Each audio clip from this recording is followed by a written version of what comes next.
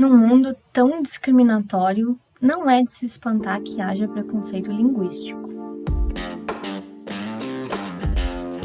Muitas boas-vindas ao Língua Ciência, um podcast sobre a ciência da língua e da linguagem, desde gramática e ensino de língua até cérebro e sociedade. O meu nome é Pietra Cassal Rigatti, sou pesquisadora da psicolinguística, divulgadora científica e professora de português e inglês. Eu faço divulgação científica da linguística no Instagram, na página Língua Ciência, desde 2019. E eu decidi começar o podcast para eu ter mais espaço para divagar com mais linguistas sobre a linguística, sobre os nossos cotidianos e outras áreas das ciências. A linguística está em todos os lugares, no seu celular, no ônibus, no supermercado, na política, no entretenimento, na universidade e também no nosso cérebro. Muito obrigada por nos ouvir. Se você gostar, compartilhe. Compartilhar conhecimento também é parte do fazer científico. E você pode deixar comentários no canal do Telegram. Todos os links estão na descrição do episódio.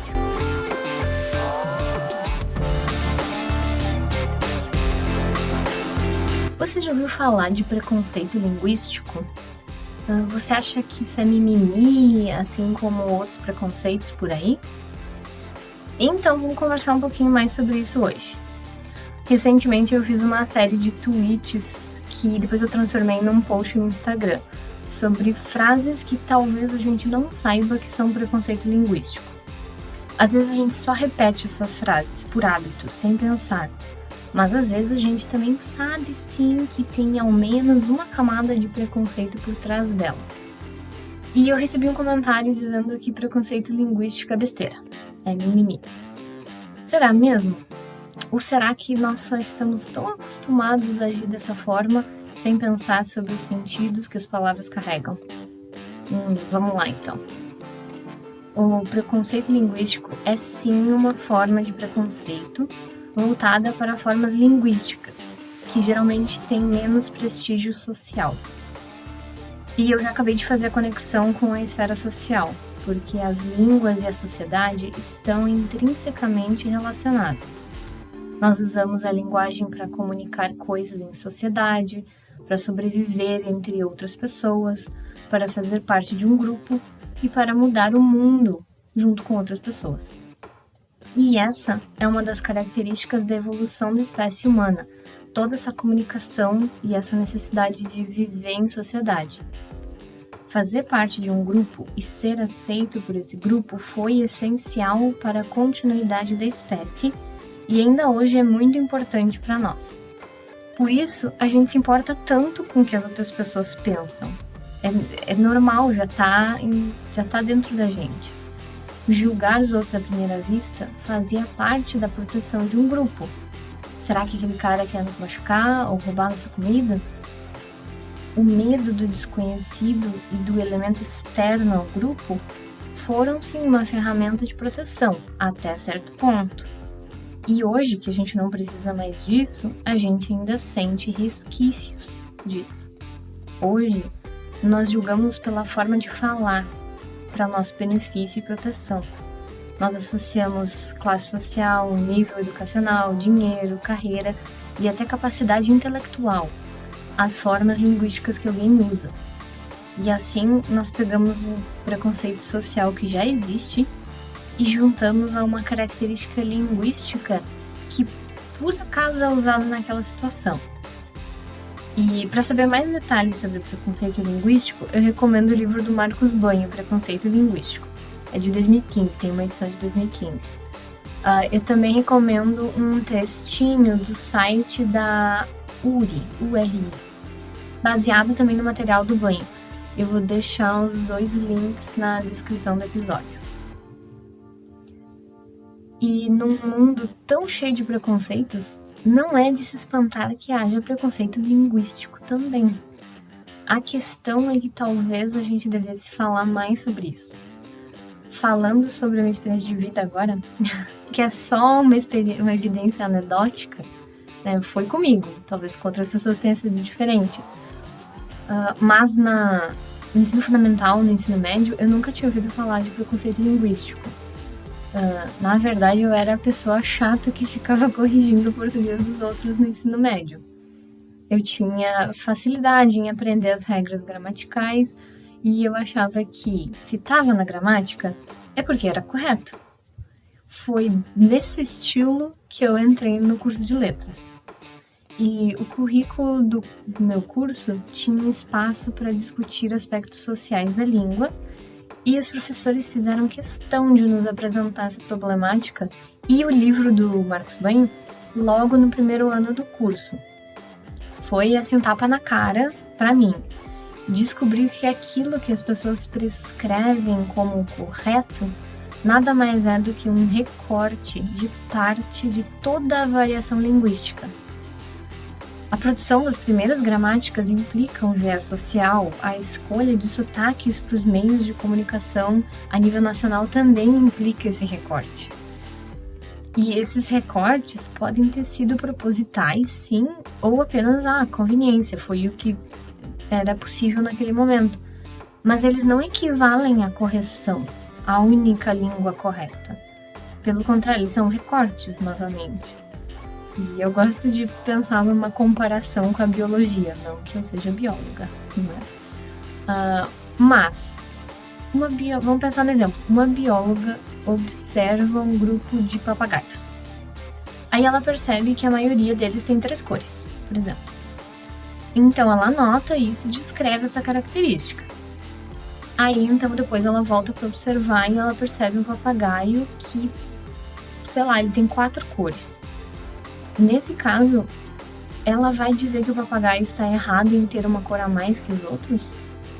Ou ela vai anotar essa diferença, já que ela só observou uma amostra da população de papagaios e não a população inteira? Eu não entendo de biologia, de novo, né? Mas eu nunca ouvi alguém dizer que um animal está errado em apresentar uma característica diferente do que estudiosos escreveram até aquele momento. É um exemplo esdrúxulo, claro, né? Mas funciona para mim. Por que, então, eu trataria uma variante linguística como errada? É uma relação, ela existe, ponto. Mas daí alguém pode dizer, mas depende do contexto de fala, né? Sim. Aí a gente pode conversar mais sobre níveis de formalidade e as formas linguísticas esperadas em cada um desses níveis. Nós esperamos palavras mais polidas, menos palavrões e talvez até mais jargões em contextos mais formais, provavelmente com menor uso do corpo para dar ênfase, né? A gente se mexe menos. Por outro lado, nós esperamos palavras mais frequentes, talvez menos polidas, mais palavrões, gírias em contextos informais, provavelmente com maior uso do corpo para dar ênfase também. Mas de nenhuma forma, contextos formais irão excluir outros sotaques e palavras mais comuns em algumas regiões do que em outras. Não faz sentido. A forma como as pessoas pronunciam o R ou outro fonema, por exemplo, não deveria ser a razão para ganhar ou perder uma competição, ganhar ou perder um emprego. Mas todo mundo tem que se entender, né? Sim, e essa ideia da língua escrita, ela tem o objetivo de alcançar muito mais gente do que uma conversa entre vizinhos vai alcançar. Por isso, houve uma padronização da língua falada para a língua escrita. Então, sim, nessa ordem.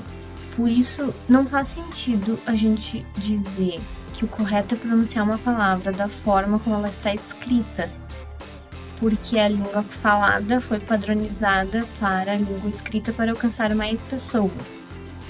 Primeiro, não existe uma língua correta, como comentamos anteriormente, existem recortes de língua. Segundo, a escrita não corrige a fala. Ela cria um padrão para alcançar mais pessoas, mas ela não está corrigindo. E terceiro, a escrita não engloba todas as variantes linguísticas. Então, se a gente voltar no exemplo do R, a palavra porta, eu pronuncio porta sim. Mas se alguém pronunciar como porta, a palavra porta escrita não implica uma outra pronúncia do R, não é verdade? E essas são características das línguas que nós falamos. Ponto. Variação linguística existe assim como o papagaio com as 4 cores do exemplo do Chuva. Nós podemos categorizar a natureza para estudá-la, sim, mas qualquer juízo de valor é infundado. O papagaio não está errado por ter 4 cores, assim como alguém não está errado em pronunciar porta como porta ou vice-versa. Nesse caso, o julgamento vem de preconceitos sociais. Então é quase como se uma forma linguística tenha dado o azar de ser usada por um grupo que já é discriminado. E aí essa forma é associada ao grupo e passa também a ser mal vista. Ou seja, o problema passa a ser social, não linguístico. E aqui eu vou comentar as frases que talvez vocês não saibam que são preconceito linguístico, as que eu fiz que eu tuitei. Primeira. Nossa, logo você falando essa palavra assim. Ou ainda, nossa, achei que tinha feito faculdade. Essas frases indicam que a pessoa fez uma associação entre uma pronúncia ou sotaque e um status social ou uma carreira. E isso é um viés social, não tem nada puramente linguístico nisso. Ai, mas essa palavra não tem acento. Ou, mas essa palavra se escreve com E, não com I. Então a pessoa deveria pronunciar com E, não com I. Isso indica desconhecimento da convenção da escrita. A escrita representa e torna mais homogênea a língua falada para que ela alcance mais pessoas. E ela acaba deixando de lado as variantes linguísticas. Outra frase. Ai, só podia ser de... E daí tu insere uma cidade, estado, qualquer lugar aqui. Para falar assim, né? Isso indica uma associação de uma forma de falar com uma localidade que já sofre preconceito socialmente. A forma de falar é só uma característica do local, mas esse local já é mal visto por outras pessoas.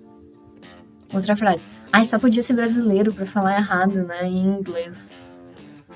Indica uma associação de processo de aprendizado de língua com preconceitos já existentes.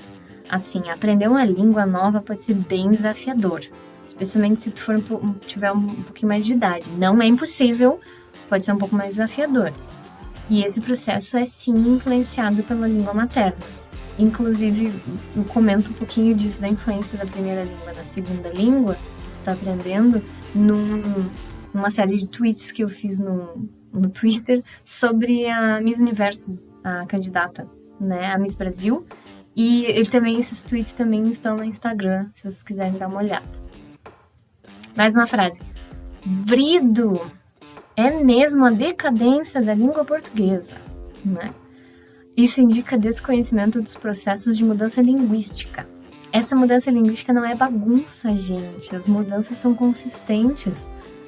Elas não são decadência. Sem essas mudanças, a gente já tá falando latim vulgar. A gente não ia estar falando português, sabe? Então, e tem toda uma explicação de por que as pessoas falam vrido e não vido, por exemplo, em vez de vidro. Outra, patreleira. Tinha que ser pobre mesmo.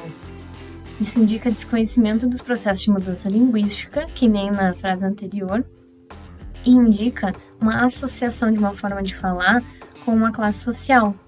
Assim, é um viés social também. Assim, resumindo, quase todas essas frases indicam algum tipo de preconceito social por trás, né? E talvez a gente não se sinta bem quando alguém chega e diz: você cometeu preconceito linguístico. Talvez não seja uma sensação boa, né? Mas vale a pena pensar a respeito disso. Esse preconceito é tão comum, infelizmente, e as pessoas nem percebem quando elas sofrem o preconceito ou quando elas fazem esse preconceito. E ele acaba sendo um sintoma de outros muitos preconceitos. E não é mimimi. Esses preconceitos existem. E a gente tem que pensar e falar sobre eles.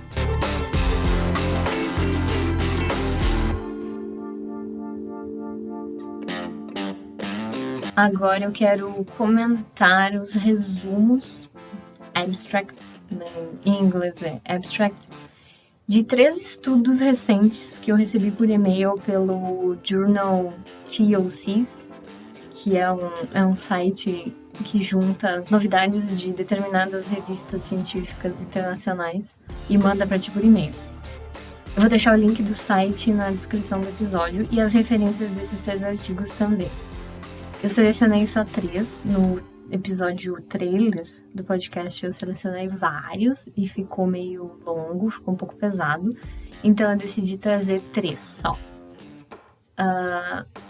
O primeiro, o título dele é Adquirindo a Língua de Instrução, efeito da experiência linguística de casa, do ambiente da casa, né? O título está em inglês, ele está publicado na revista Applied Psycholinguistics, Psicolinguística Aplicada. Os autores são, o primeiro nome, eu tentei procurar o nome, eu não sei exatamente como pronunciar, Sadek Hefni Shorbagi, posso estar errada, mil desculpas. A segunda autora, Cláudia Dias Martins, e a terceira autora é a conhecida Ellen Bialystok. E aí eu tô com o abstract aqui e eu vou ir comentando enquanto eu vou lendo. Esse estudo acompanhou crianças de 6 anos de idade num programa de imersão em francês no Canadá durante 3 anos. Então é um estudo longitudinal, né? Acompanha essas crianças por 3 anos para investigar o efeito do background linguístico da casa dessas crianças na aquisição do francês, que é a língua da escola. Então elas podiam ter em casa qualquer exposição a qualquer outra língua, né? Mas na escola elas estavam aprendendo francês. E o objetivo é investigar o efeito da língua de casa no aprendizado do francês. Nenhuma dessas crianças sabia nada de francês antes de começar esse programa. E eles mediram a proficiência com um teste de vocabulário em francês e uma tarefa de fluência verbal em francês também. Fluência verbal geralmente é uma tarefa de... A criança vai falando palavras, né? O participante vai falando palavras e a pronúncia, a fluência, o quão rápido, essa velocidade é considerada para avaliar a fluência. Também foi aplicado um questionário de histórico de língua, que foi usado para decidir se as crianças iam fazer parte de um grupo monolíngue ou um grupo bilíngue. Esses grupos são por estudo só, né? Não eram grupos escolares, eram grupos só para participar do estudo. E esse questionário de histórico-linguístico também foi usado para definir uma pontuação de nível de experiência bilíngue dessas crianças. Porque as crianças que estão no grupo monolíngue, elas vão ter uma língua em casa e outra língua na escola. Então, eles vão avaliar quão bilíngue vai ser a experiência linguística dessas crianças. Eles fizeram análises categóricas que mostraram que as crianças bilíngues tinham vocabulário em inglês menor do que as crianças monolíngues quando todas elas entraram no programa. Isso é normal. Uma criança bilíngue certamente vai ter um vocabulário menor em ambas as línguas, ou ao menos em uma delas, né, comparado a uma criança monolíngue de uma daquelas línguas. Porque ela vai ter, por questão de frequência mesmo, ela vai estar exposta a uma língua, exposta a outra língua, ela não consegue estar exposta às 2 línguas ao mesmo tempo, ela vai aprender menos palavras naquele mesmo período, mas ela vai ter 2 vocabulários, digamos assim, né? Então é normal. Uma, digamos, desvantagem, entre aspas, seria ter um vocabulário um pouco menor do que uma criança monolíngue que está exposta a apenas uma língua teria. Isso é esperado. Não significa que depois o vocabulário não vai aumentar. Vai sim. Próximo. Pro vocabulário de francês, eles não viram diferenças de língua entre os grupos nos 2 primeiros anos do programa. Então, nos 2 primeiros anos do programa, os 2 grupos monolíngue e bilíngue pareceram ter o mesmo desenvolvimento de vocabulário em francês. Mas no terceiro ano, as crianças bilíngues mostraram pontuações maiores no vocabulário em francês do que as crianças monolíngues, só no último ano. Por outro lado, também foram feita uma análise mais contínua, né, que mostrou uma relação entre uma maior experiência bilíngue e um vocabulário maior em francês no geral. De forma similar, a fluência verbal, também eles analisaram, que não teve diferença de grupo de fluência verbal entre monolíngues e bilíngues, nem semântica, nem influência semântica, nem fluência fonológica, mas análises contínuas de fluência semântica mostraram uma associação entre experiência bilíngue maior e uma melhora na fluência com o passar dos anos. Esses resultados sugerem que a experiência linguística tem impacto no processo, no progresso do aprendizado de língua na escola. No caso, essa língua é usada apenas na escola, né, no francês, não em casa. E daí que diferentes tipos de análise desses dados também vão mostrar aspectos diferentes dessa descrição. Um aspecto interessante desse estudo é que os autores verificam uma associação entre experiência bilíngue, o nível, quantidade de experiência bilíngue das crianças, e um vocabulário um pouco maior em francês no terceiro ano do programa de imersão, e também uma melhora de fluência no terceiro ano, e um pouco a cada ano. Isso é muito interessante, parece apontar para uma vantagem das crianças bilíngues em relação ao aprendizado do francês comparado a crianças monolíngues. Mas é importante lembrar que essas são associações. Eu não tive acesso ao artigo. Geralmente artigos recentes, assim, eles não estão disponíveis para baixar, às vezes nem pela universidade a gente consegue acesso, porque a política da revista é de, talvez no primeiro ano, ser apenas acesso pago pela revista, né? Mas eu não consegui, então, ler o artigo inteiro, nenhum desses três, na verdade, o que é um problema. Por isso eu também quero ficar com o pé atrás. Só com base no resumo do artigo, a gente tem uma tendência interessante de crianças bilíngues em terem alguma facilidade no aprendizado de vocabulário a longo prazo e na fluência, mas é importante ficar com o pezinho atrás por causa da associação. Essas são correlações, provavelmente. Correlação não é causa. Correlação significa que uma coisa está associada à outra e talvez haja até outra variável entre elas que esteja mediando essa associação. Não sabemos ainda. Também não li o artigo para ter certeza. Mas é interessante ver essa tendência e também é interessante para ficar de olho, porque muitas vezes a gente vê matérias por aí e páginas no Instagram e em outras redes sociais relatando resultados de estudos que são correlações como se fossem relações causais. E isso não é só besteirinha, é só uma palavra mais chique que a outra. Não, isso tem implicações teóricas e práticas na ciência. É muito importante fazer essa diferenciação. O segundo estudo é da Journal of Psycholinguistic Research, então é a revista de pesquisa psicolinguística, é de o autor Pei-Jian Paul Sun, e o título é A influência de diferenças individuais, cognitivas, afetivas e socioculturais na performance de fala em chinês como segunda língua. Uma abordagem de múltiplos indicadores e múltiplas causas.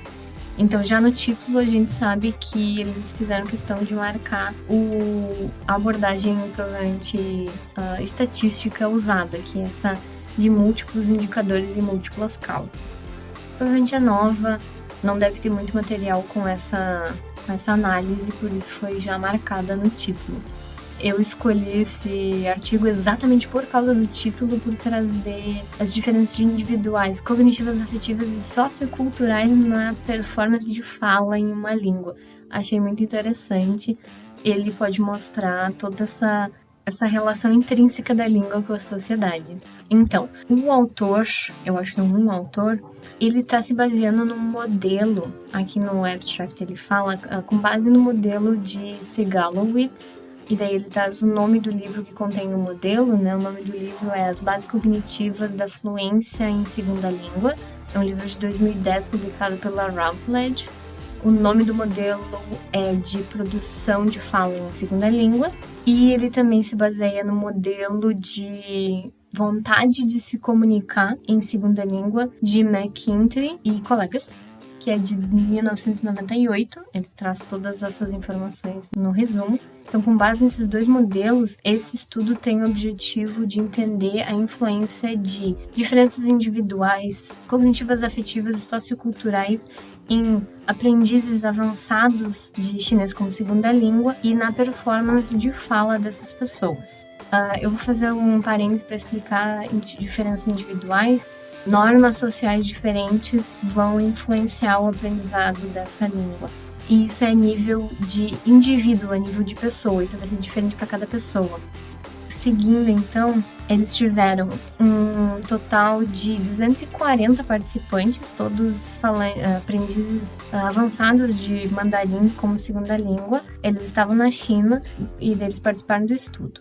Eles responderam questionários sobre as suas percepções do impacto desses fatores de interesse do estudo, né? Então, cognitivos, afetivos e socioculturais, na performance de fala em mandarim. Além de responder esse questionário, os participantes também fizeram um teste de fala, que foi baseado num teste de proficiência em mandarim como segunda língua internacional, que é o HSKK. Os dados foram analisados com aquela abordagem já mencionada no título, de múltiplas causas e múltiplos indicadores, e os resultados mostram que fatores cognitivos como fluência cognitiva, estratégia de prática de expressão de produção de fala, né? E estratégias de ajuda, assim como fatores afetivos, como autoeficácia na hora da fala, ansiedade na hora de falar e motivação para falar, e fatores socioculturais como atitudes em relação à língua-alvo, atitudes em relação à cultura da língua-alvo, influenciaram a produção de fala desses falantes avançados de mandarim. Esses resultados, eles são melhor discutidos, então, no artigo. Não consegui acesso ao artigo para analisar, mas achei muito interessante que todos esses três eixos, né, então fatores cognitivos, afetivos e socioculturais, influenciam a fala desses participantes, né? É importante comentar que esse estudo parece ser baseado só no questionário que eles responderam e no teste de fala. Do que a gente sabe do questionário, as respostas são subjetivas. Essa é uma alimentação já do estudo, porque na hora que os participantes respondem o quanto eles acham que cognição, afetividade e fatores socioculturais impactam o aprendizado de língua, é o quanto eles percebem. Essa percepção ela já é enviesada e não sabemos nem quão sinceros eles estão sendo na resposta desse questionário. Dependendo do tipo de pergunta que é feita para as pessoas responderem questionários, as pessoas podem entender a enviesar a resposta de acordo com o que elas acham que o pesquisador está esperando, como uma resposta boa. Então, questionários podem ser bastante subjetivos e apesar de eles indicarem, nesse caso, né, para o estudo, uma boa tendência, assim, então próximos estudos vão poder usar esse aqui como base para ter, já temos aqui uma indicação de que pode haver uma relação aqui. Quero buscar mais, quero estudar isso aqui melhor. Não dá para sair escrevendo manchete dizendo que isso aqui é 100% verdade, que isso aqui 100% das vezes vai acontecer. Tem limitações. A gente sempre tem que ficar com o pezinho atrás.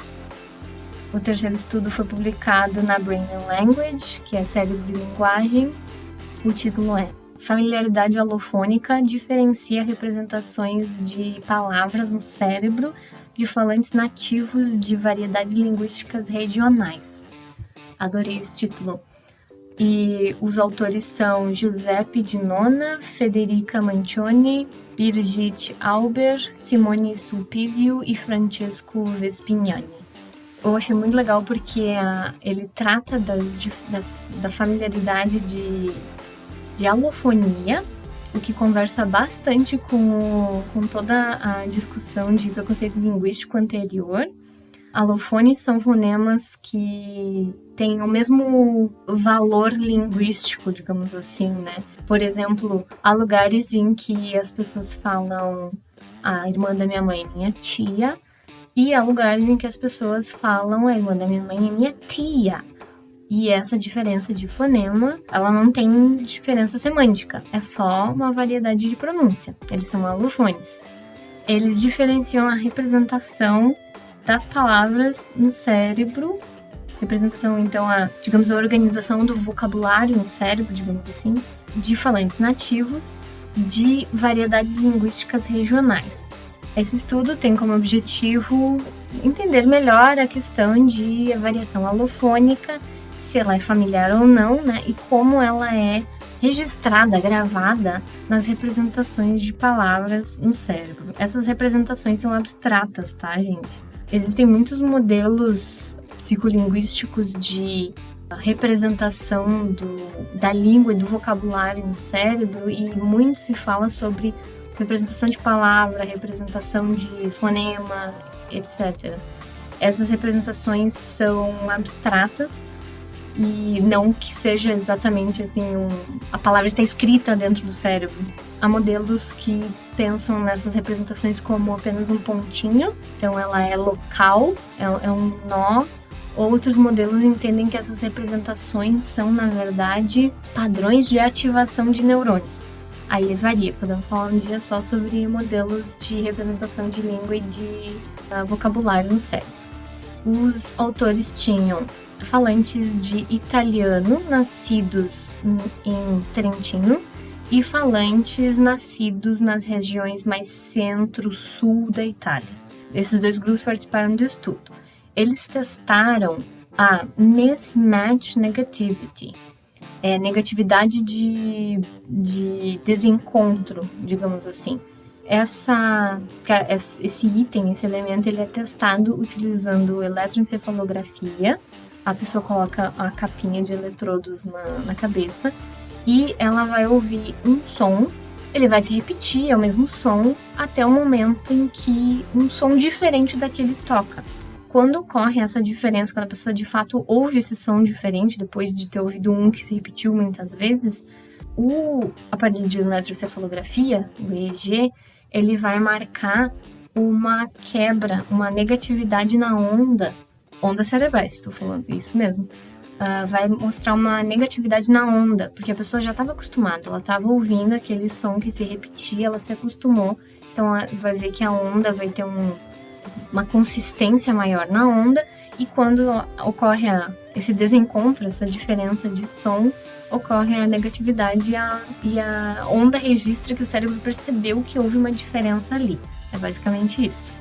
Então eles testaram essa negatividade utilizando 2 allofones. Um era mais familiar para um dos grupos de participantes do que para o outro, dependendo da região da Itália, né, da região do sotaque deles, né? O grupo de Trentino mostrou uma negatividade maior para a palavra. O grupo de Trentino mostrou um aumento nessa negatividade para a palavra que tinha o allofone familiar, a variante, enquanto o grupo que era da área mais central, mais centro-sul, mostrou nenhuma diferença. Então não teve uma negatividade maior do que para o grupo de Trentino. Essa amplitude da negatividade, né, quão maior é a negatividade, para a variante que não era familiar para o grupo de Trentino, mostrou uma correlação inversa com a exposição passiva ao dialeto de Trentino. E assim, os autores concluem que as palavras que tinham os allofones familiares ou não familiares são representadas diferentemente no cérebro de falantes nativos de variantes regionais de uma língua, e o grau dessa diferença é modulado por experiência individual. O que isso aqui nos mostra só pelo resumo? De novo, eu não consegui acesso ao artigo. Só pelo resumo, a gente pode ver que o alofone familiar para um dos grupos mostrou uma diferença de negatividade maior, e o alofone não familiar, ele variou, a negatividade variou de acordo com a exposição passiva a um dos dialetos. Então, provavelmente, quanto mais alguém está exposto a esse dialeto, o dialeto trentino, menos tem a negatividade para a variante não familiar. E quem tiver menos exposição a esse dialeto tenha uma negatividade maior. Isso pode indicar que um dos grupos talvez não esteja nem percebendo a variante não familiar, porque quanto mais exposição eles têm, o grupo de Trentino, ao dialeto de Trentino, menos eles percebem, já que é uma correlação inversa, menos eles percebem a variante não familiar.